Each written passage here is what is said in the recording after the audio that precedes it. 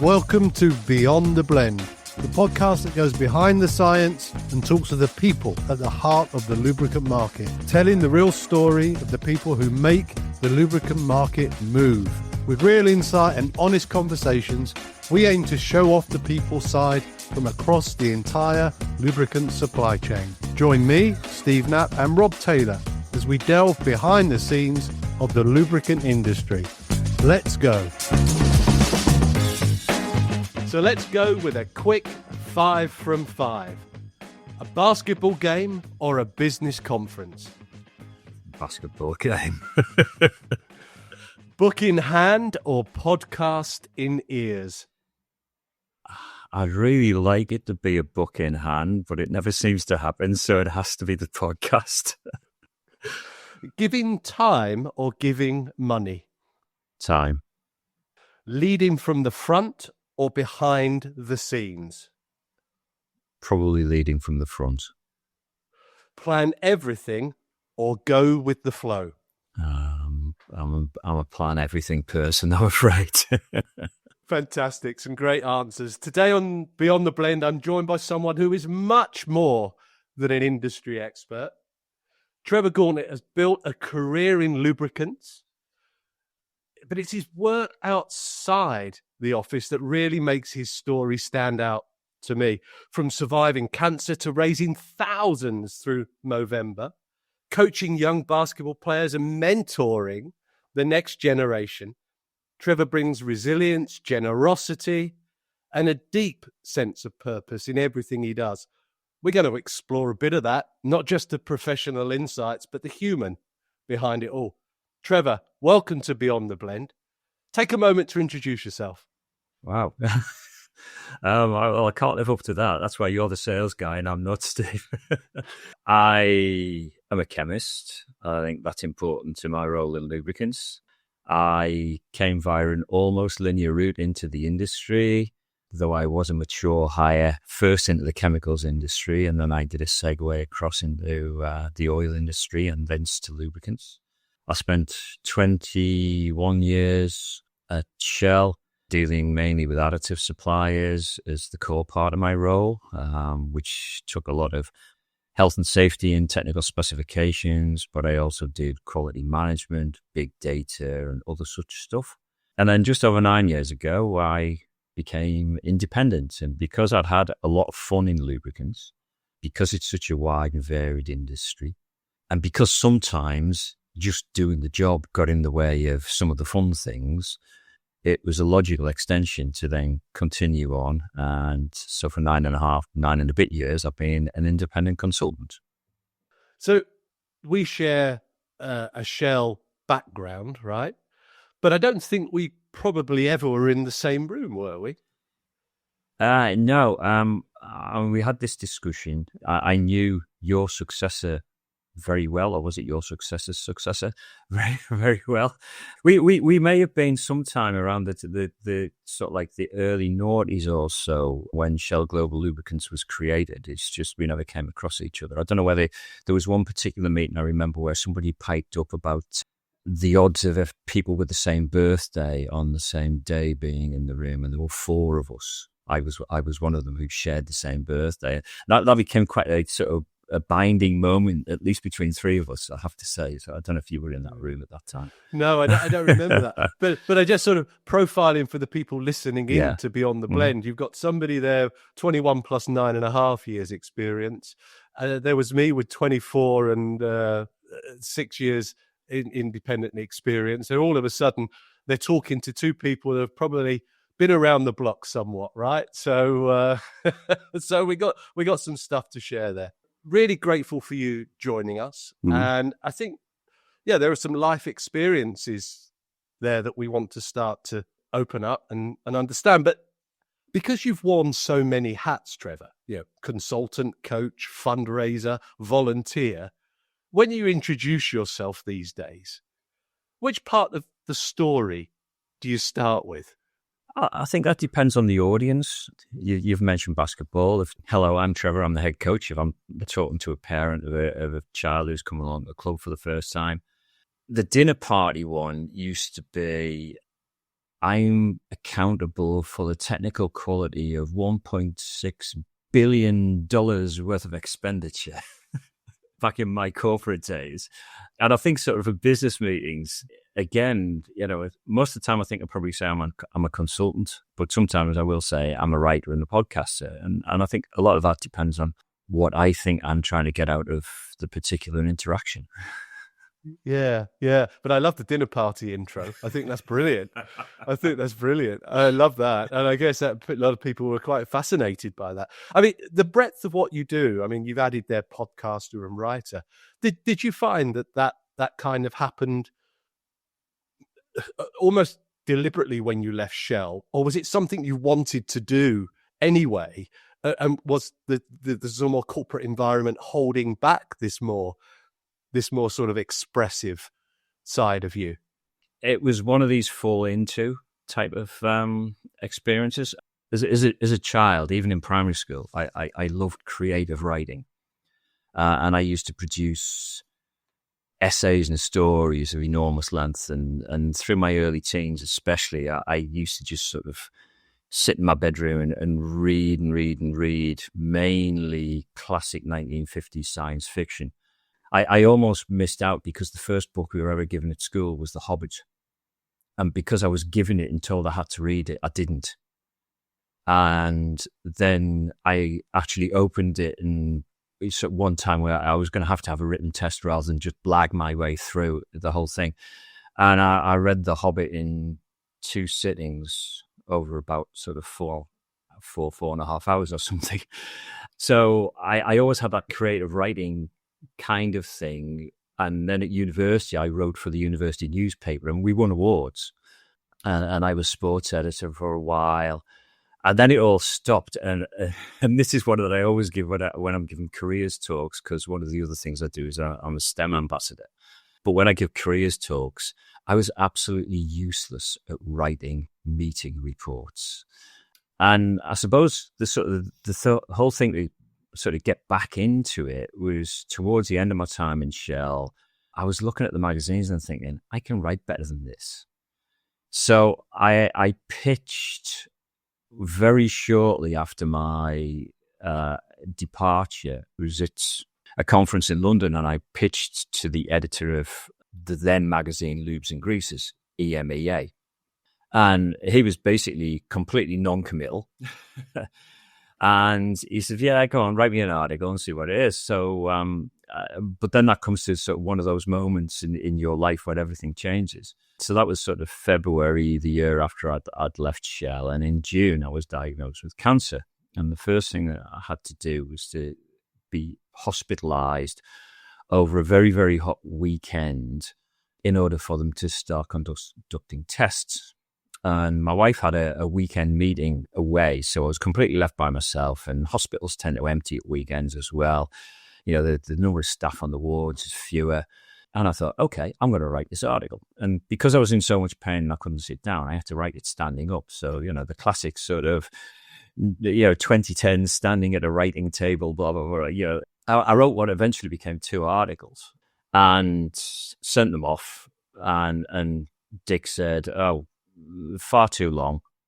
And I said, well, will you take them as 2 articles? Because it was just one. And he says, okay, edit it. And sure enough, that I went back, edited it, turned it into 2 articles. And he said, yes, he'd take them. That was how it all started. And since then, I've had an awful lot of feedback that, yes, my writing style was very good. I was right in my assessment of where I stood relative to everyone else. But sort of for 40 years in between writing for the university newspaper and starting to write as an independent, I was useless at writing stuff down.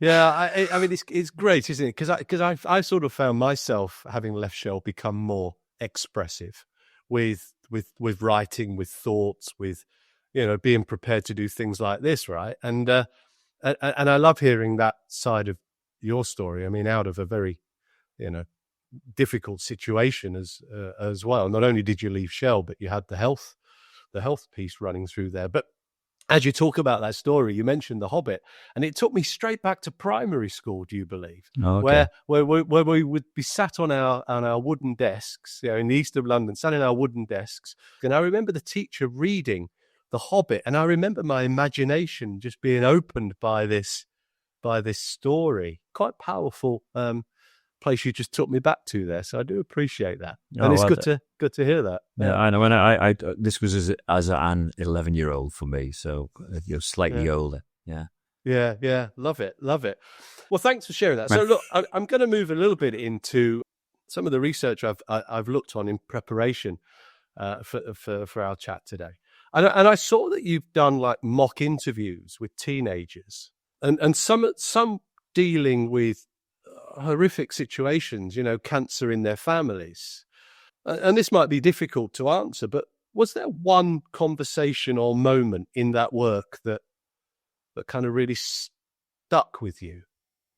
Well, there's a certain amount of been there, done that, have some idea of what they might have been going through.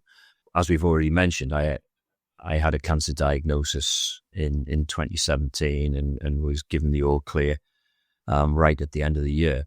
Still had to go through some other treatment, actually, but that's a convoluted story. So I was able to observe my wife's response, and to a certain extent, my parents' response. There's one of these things that, parents should never outlive their children. And this suddenly, my parents were facing that prospect. So when you get into a conversation with a 15-year-old who's talking about a younger sibling, I would hope that I've got the right levels of empathy to be able to have a discussion with them about what they felt about it and how they coped with it, how they helped others around them cope with it. And when you're doing a mock interview, you're doing a job interview. You're trying to find out something about that person. And yes, you are talking about orders of magnitude more extreme situations than the majority of middle-class children have gone through, because that tends to be where I do my interviews. It's a school with a lot of white-collar families, owner-occupiers around. But when you're actually conducting some kind of job interview, which is what I was there for, it becomes a vehicle for the person on the other side of the table to articulate some of their strengths. And I would say that what I'm feeling when I'm doing that is I seriously don't want to upset this kid. I want them to stay there. I want them to feel calm. I want them to feel reassured.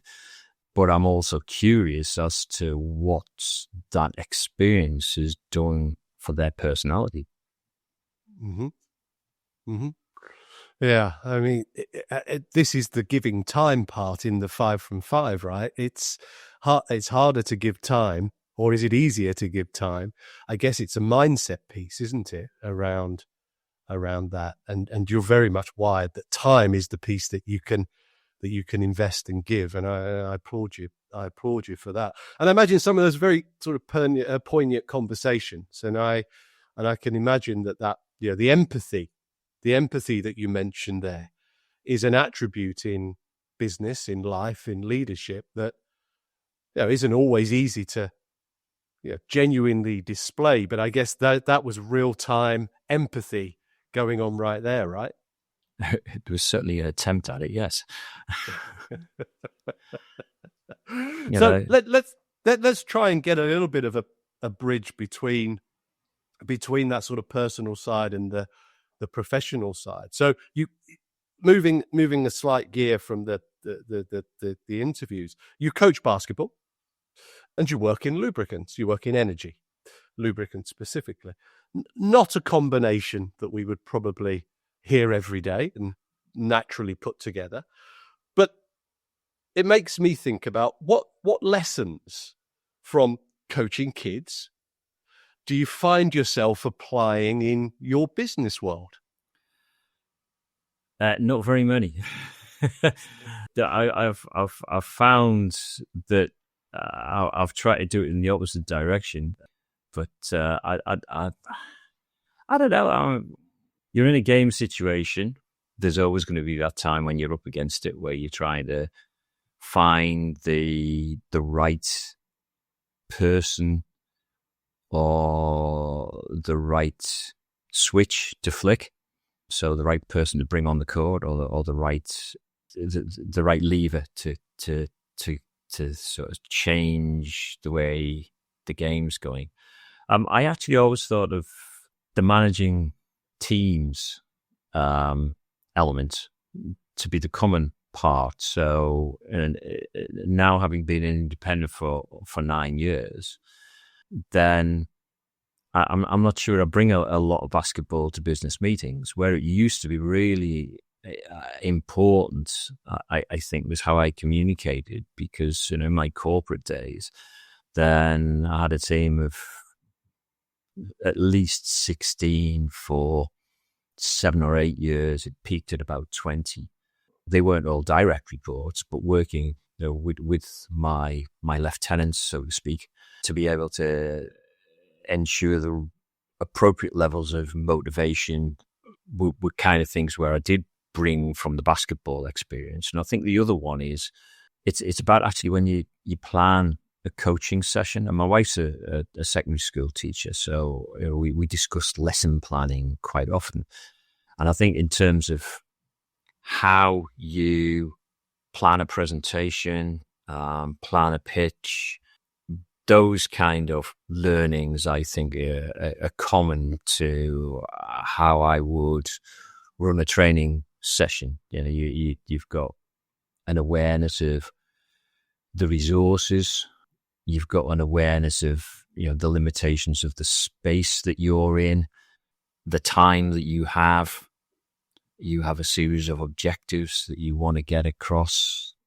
You've got to have an appropriate amount of time for a wrap up and a summary to make sure that you actually close out appropriately. So, yeah, I think that's the one thing. It's more about a session plan for a training session and a business meeting than ever it is that anything to do with the game and a business encounter. Yeah, I mean, from our sales side of things, we always talk about being prepared and putting yourselves in the customer's shoes, filling in your pre-call plan. And actually, if you get that bit right, the game that you play, i.e. the meeting, is probably a little bit more preordained because you've done the preparation, you've done the planning. So I can see the parallel there. I was kind of wondering whether we were going to get a Trevor Gauntlett, like a Sir Clive Woodward book on leadership into business. Sir Alex Ferguson, lessons I learned leading Man United to this, to Trevor's way of crossing, the sport to business. I have about 10 of them. So some are behind me on this shelf down here. Yeah. I mean, I find them quite hard reads, really, because they tend to talk about scenarios and situations that are more, I guess, momentary. So they're almost like this game. Sometimes there are those are the leadership attributes and traits running through them, which yes, we can take across. So we won't be looking out for the Trevor Gauntlett. This is how I took the basketball team from here to here, and 5 tips that I applied to my successful business. Right? No, that's clear. Beyond the Blend audience, there'll be no book on Trevor's leadership. But Trevor, with the basketball, I mean, I'd just like to understand. Where did that start? How did that come about? Was it something you played as a youngster? Because I can't imagine basketball was a sport when you and I were at school that was as popular as perhaps it is now. Where did it all come from? Okay, there's a little bit of life history I think that has to start here. So I was born in Workington in Cumbria, and so my dad used to take me to the football from probably a couple of months old. The family story is that I went in the pram to the match, which the ground was only about 100 yards away. And then Which team is this, Trevor? Which team is this? This is Workington AFC, of which I own 3% of the shares. Okay. Then we moved to Merseyside, and we moved in 1968. And despite the links of Workington AFC to Bill Shankly and therefore to Liverpool FC, I had picked Everton in the 1968 FA Cup final because I had a blue football shirt. I then spent 3 and a bit years on Merseyside going to watch Everton, and my dad would begrudgingly take me to games because he was actually a Newcastle United fan, but we'll get back to that because then we moved to the Northeast. And I had no enthusiasm for football at all in the Northeast. I wasn't going to support Newcastle because my big sister did, and I had no enthusiasm for Sunderland. And then they started a professional or semi-professional basketball club, actually at Sunderland Football Club's training centre, which was at the bottom of our school field. And they came with lots and lots of free tickets to go and see the games. And the promotions were absolutely fantastic. They were getting bigger crowds in what would essentially have been then the third division of basketball.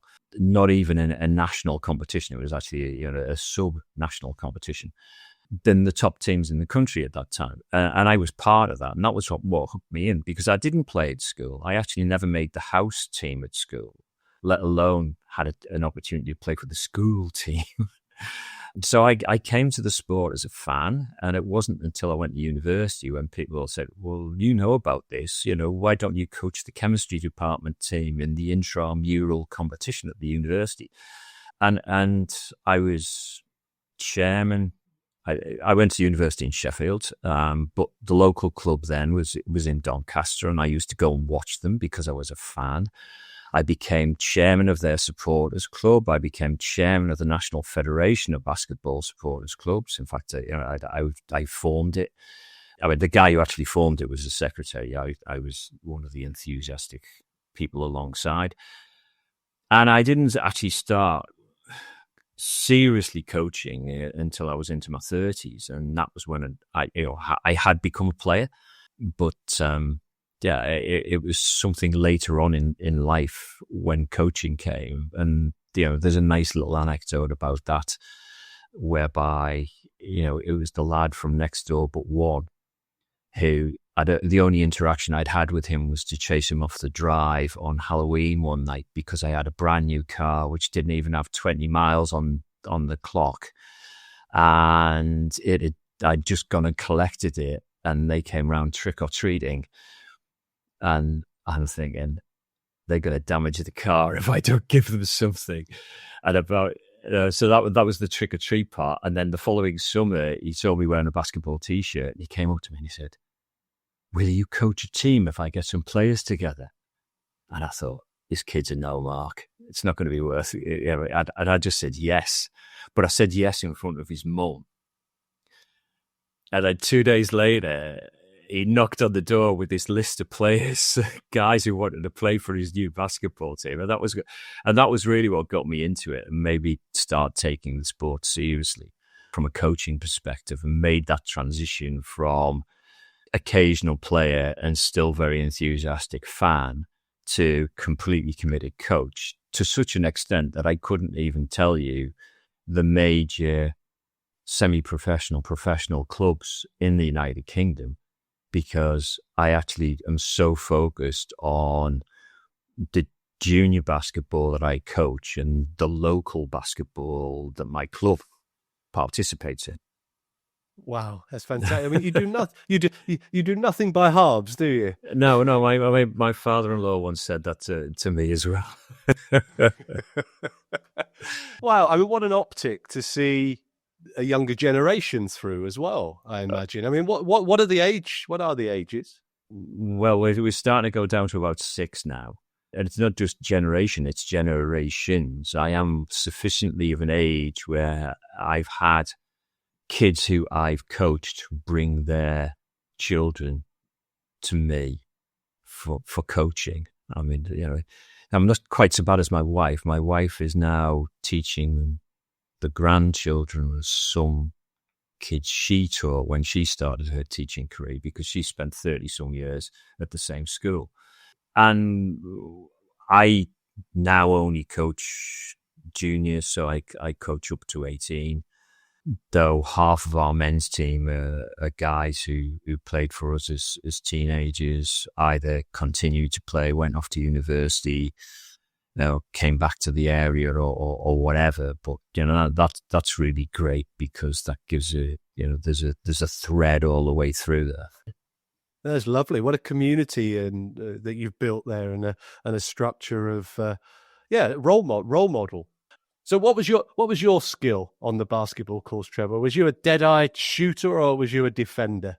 I was definitely the defender, and I was a rebounder as well, which for somebody who maximum height might have just about reached 5'10". It gets to the point that you raised before. It's all about preparation. Rebounding isn't about jumping. It's about getting your feet in the right place and anticipating where the ball's going to bounce off the ring, and making sure that the guy who can jump way, way higher than you isn't able to. So that was my great skill, and also just the person who put in masses and masses and masses of effort and did it all for the more talented people around me. Don't miss Lubricant Expo Europe from the 16th to the 18th of September at Messe Dusseldorf, Germany.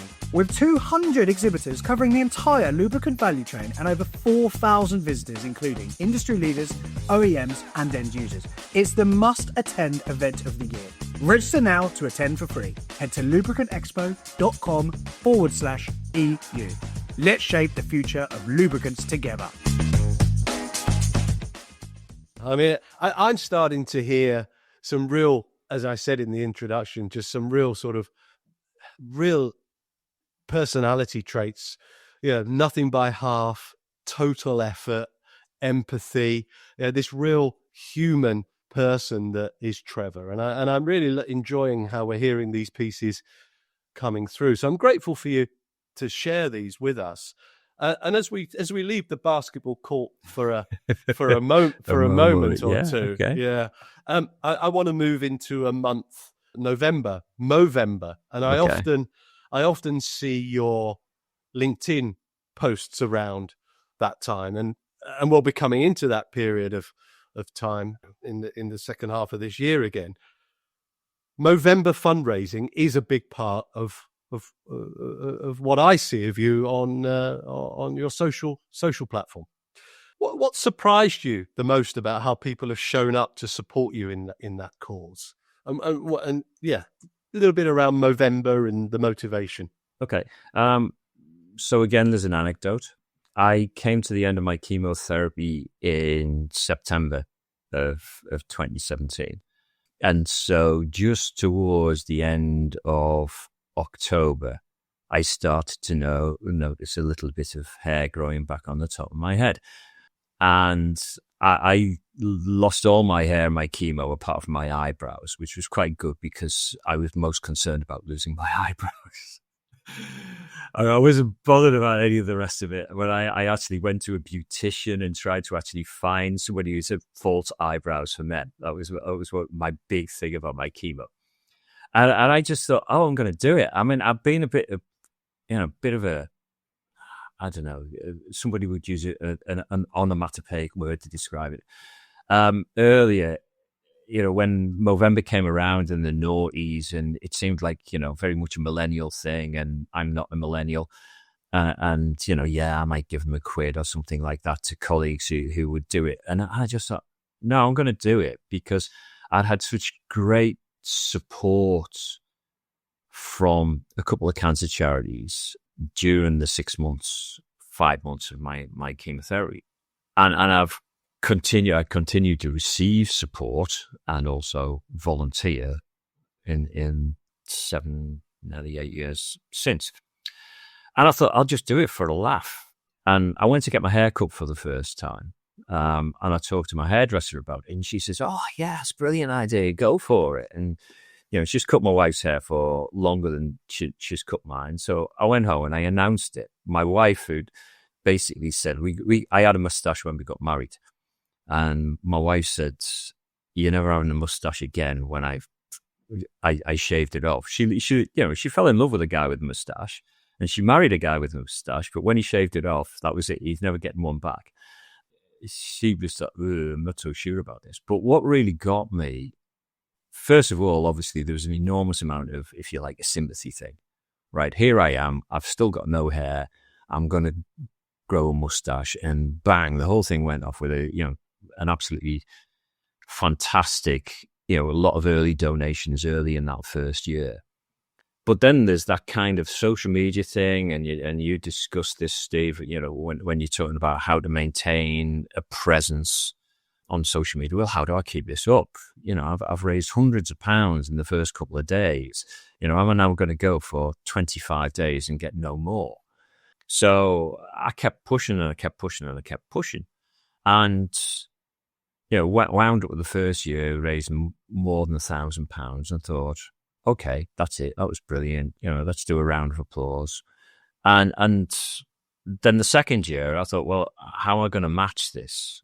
And I thought, this is going to be more difficult. But I started off low key. But then what really got to me was the same people came out and donated money again. And suddenly it wasn't, this is a sympathy vote. This is, we believe in the cause that you are raising money for. And that really struck me. And so the Movember thing, the first year was, it's my cancer. The second year was, here are people I know. So there was a guy in the basketball club who'd had testicular cancer, who'd been told at the age of 23 he was never going to have children. Now has 3, all conceived naturally. But, living through that. And then it was about mental health. And then it was about my next door neighbour's prostate cancer. And these are all themes within the whole Movember piece. And, there's a genuine warmth that comes out. There's some people that I don't have any communication with from year to year who will make a donation and send a message. And, that's really, really nice. And then occasionally, the last year, there was a guy just came in and he donated a lot of money. And I wasn't even directly linked to him on social media. I had to find out who he was. I knew his name, but I had to go and say thank you to him. And, eventually I found out, and I approached him. He was a guy who was associated. He was a former director at Workington. So I was up at a game and, eventually worked out who he was and went over, thanked him very much and shook his hand. And he says, "Oh yeah," he says, "it just touched a chord." He says, I just thought, you've been doing this for years. You deserve to get that kind of support, and that warmth from people is really, really important. I mean, what a lovely deep sense of purpose and the cause. And I mean, fundraising.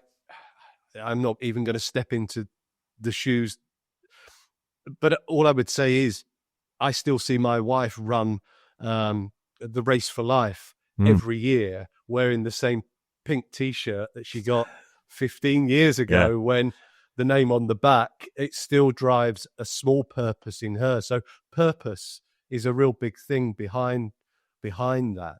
Yeah, fair play to you. I mean, other than slight brevity around the story, which is, I know that you add this into your conversations, but I know now to influence you and to get you on my side, it's the comment that you've got great eyebrows.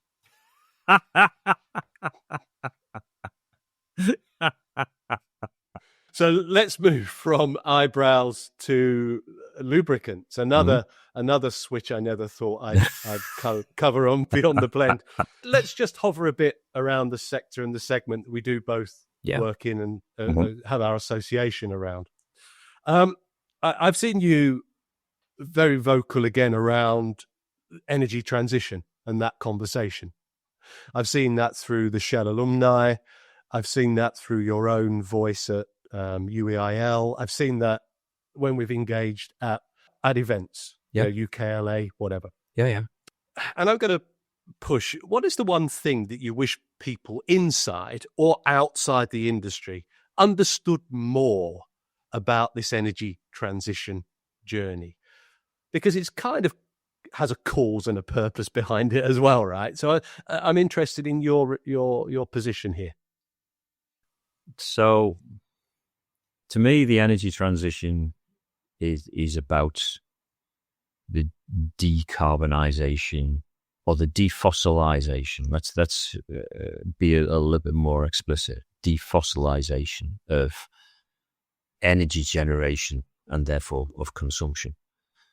The role of lubricants within that, I think, is relatively straightforward, but it is not particularly well articulated in that it's about saving energy. I've gone a long way over the last few years from really expounding it and being very enthusiastic about bio-derived products or biodegradable products without really thinking about are they doing the job. And so when we start to move into things like life cycle assessments, and we will get back to the energy transition in a minute, the genuine questions about where are the biggest benefits here, they've changed in my perception of what the industry should be doing. So for the energy transition, it's essentially about electrification. There's certainly in my mind from my interactions, and we've talked about our common Shell roots and the fact that there's an enormous alumni network there where you tend to hear a lot more about what's going on in other sectors than you do in any other environment. I probably know more about what's happening in the other parts of the oil and energy industries than ever I did when I worked for the company, because we spent so much time in silos. So the energy transition, it's an awful lot of things. It's carbon capture and storage. It's electrification of the grid. It's energy storage. And because this is an enormous thing, at least for base fluid suppliers. This is the next thing, guys. You've done EVs, you've discovered that data centers need a lot of cooling. The next thing is, grid energy storage and transformers. And it doesn't appear to be a lot of people who've really got that. There are one or two in the industry, and it doesn't take long in a conversation with one or two people to realize there are certain companies that have got that. And then there's also energy saving in just about anything that moves. And I think as far as the energy transition is concerned, our transition in lubricants is about moving from energy generation, which is derived from combustion, to other things. And that may be wind turbines, it could be wave power, it's certainly going to be solar, and not just solar photovoltaics, which I have in my house. It's important. We need to do it quickly, but there's no silver bullets. So we do need to be looking at everything and not just dismissing stuff because it appears a bit kooky and weird. I love that. So those of you that are listening to this episode of Beyond the Blend, you probably might have been motivated to listen in because of Trevor's sort of deep expertise in the area of chemistry.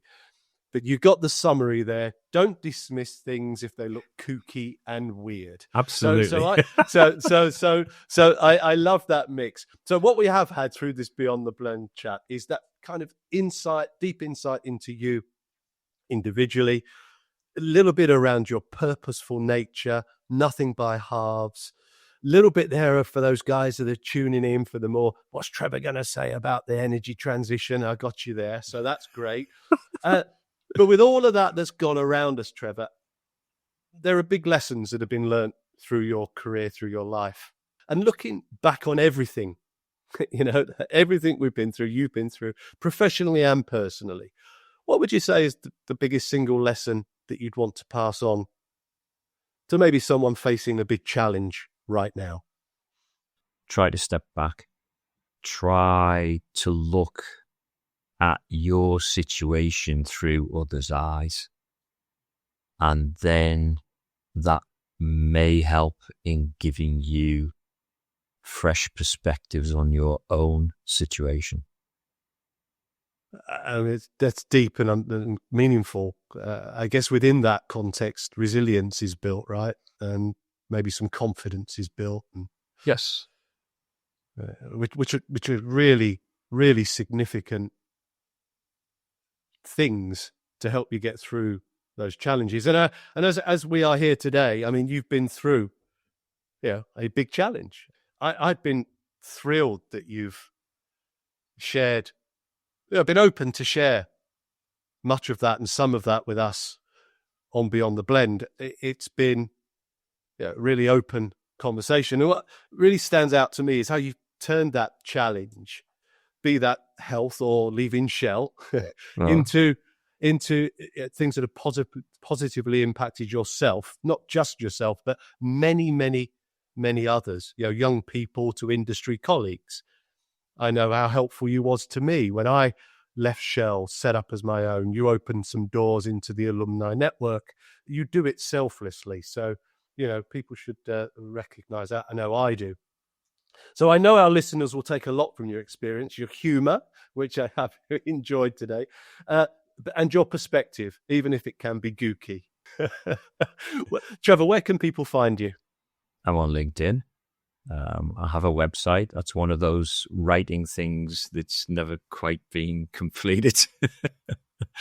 I'll be at Lubricant Expo. I'll be at the UEIL annual Congress, at least within Europe and towards the end of the year. And I'm online. And usually, I like to think I'm trying to get into people's faces. So you'll find me in Lubes and Greases. You'll find me occasionally in TLT, the STLE magazine, and often at conferences, asking questions from the floor, or hopefully more often being on the stage. Nice one. I love it. Trevor Gauntlett, it's been wonderful to chat with you. Thanks for making the time. It's been a great conversation. I appreciate it. Okay, thank you, Steve. Don't miss Lubricant Expo Europe from the 16th to the 18th of September at Messe Dusseldorf, Germany.